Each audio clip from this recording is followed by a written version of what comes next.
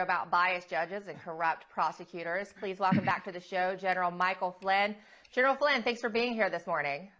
Yeah, thanks, Emerald, for having me. And yeah, I mean, I think that this should disturb every single American that believes in every right that we have. I mean, I'm not a legal expert, but I've got my own scars from judges and prosecutors. You could be right. You could be now after everything you've been through. You are a legal expert. Yeah, my expertise is in all forms of warfare, and I think that what people need to understand is that this is political warfare at its finest, and the left in our country.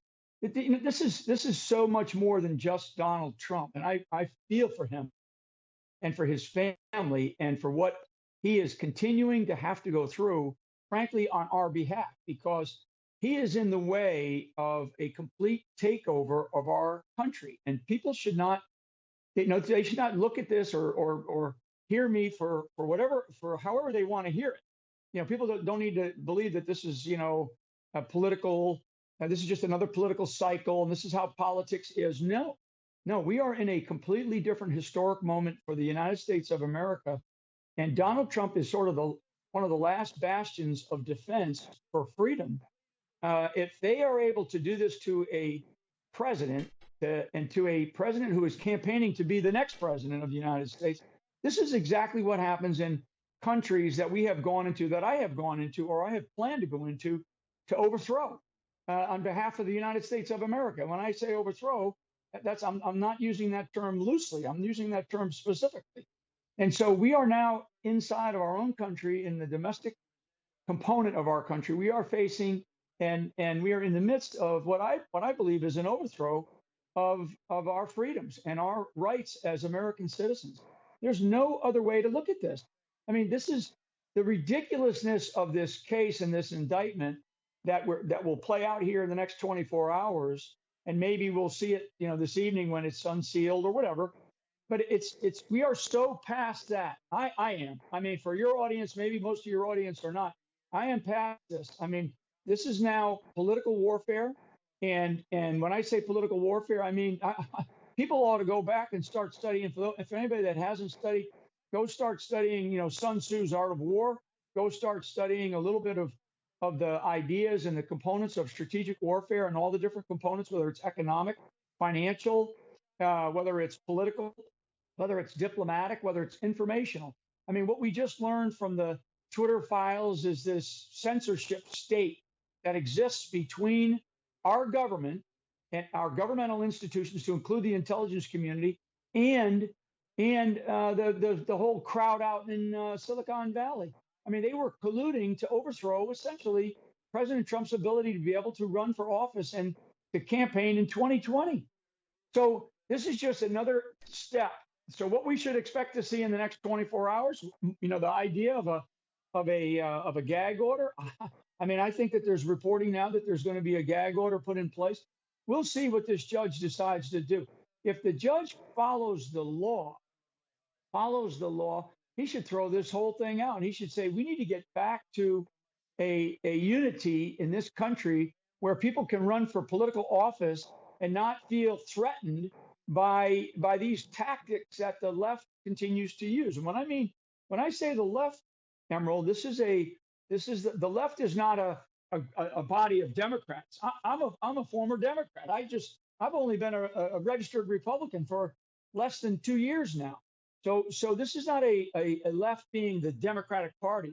This is a left being a group of globalists, and I mean globalists. And I can go through names, but I won't waste your audience's time this morning. But this is really a group of globalists who wish to take over and have this world order, and this is very real, under the auspices of the United Nations, the World Health Organization, the World Bank. I mean, Donald Trump remains the one person, physical person, and the one movement that is in their way. And we are having our own sort of color revolution in the United States of America, if you will. And what they have done is they have weaponized it to the degree where they're now going after the leader of that movement. And they would love nothing more than to throw him in prison for some false set of accusations. which I well do know. And so when I do talk about expertise, I do have an expertise in false persecution, false accusation, and a judge that was so out to get me. It had nothing to do with the rule of law. So that's kind of where we are, Emerald. And I feel for President Trump and his family for having to stand up for us. But that's what he's doing. He's standing up for us once again. And in a lot of ways, like people are saying, it's going to backfire. But what does that mean? What does backfiring mean? Does that mean more people are going to come over from the Democratic Party like I did to the Republican Party and get out in droves and vote? More people are going to stand up and say, hey, we've had enough of this political persecution and we have to get this country back on track. Because if that body of people don't, that body of people represents about 35 to 40 million Democrats, okay, registered Democrats in this country that actually do go out and vote, who have voted for this nonsense in our current White House. If people don't come up and for air and say I give and we've had enough, then we're looking at a difficult 2 years, and we're looking at a presidential election rolling into 2024 that I don't feel comfortable about happening in a free, fair, and transparent way. So that's kind of where I stand today. And I'm on sort of the negative side of the line today because I am so upset with what's happening and continuing to happen to principally President Trump as he stands up and he stands in the way of this takeover of the United States of America. This is a very real and a very dangerous historic moment for the country. And speaking of backfiring, I understand what Trump's attorney was doing there. I understand the nuances and the tippy-toe game that you have to play with the judges. You well know with Judge Emmett Sullivan, the kind of tippy-toe you had to do when they have the power. But like getting back to the backfiring, this has already in some ways backfired on them. Trump has already gained more steam in the Republican base, plus those people who, like you said, might not have voted in the past or might identify as Democrats. You have Jason Whitlock going on TV saying, I've never voted before, putting on a MAGA hat. And since they've announced this, it's only gained steam. So real quick, we have about a minute. The silencing of him, I think now, which they did a gag order in Roger Stone's case, remember that, but it allows Alvin Bragg to paint the narrative and the Democrats to paint the narrative that they want without him or anyone else really out there able to defend him accurately. Yeah. Donald Trump is the biggest voice in the world right now. So in the world, and I mean that. I mean, if he says something and he comes out and says something, it resonates globally because there is an attack on the basic human rights globally. And so I got the backfiring. There was a lot of money raised, in the last 4 or 5 days. I saw the Jason Whitlock interview, and that's all fine and good. And Donald Trump is going to continue to fight, and I know he's going to stand in there and he's going to say, I'm not guilty, and we're going to fight this tooth and nail because we're fighting for the American people. And I'm for that. I am all for that. But until we get our elections, and this is really what this is about.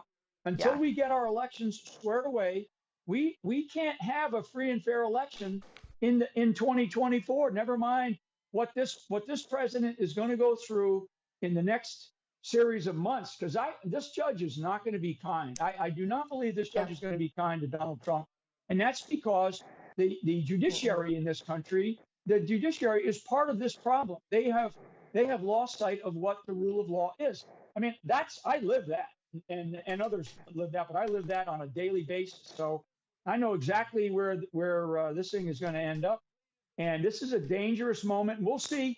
Maybe on the optimistic side, on the other side of my mouth, I can say, well, the judge is going to follow the law and he's going to let the process play out and see where the prosecution goes. But I just don't feel that way right now.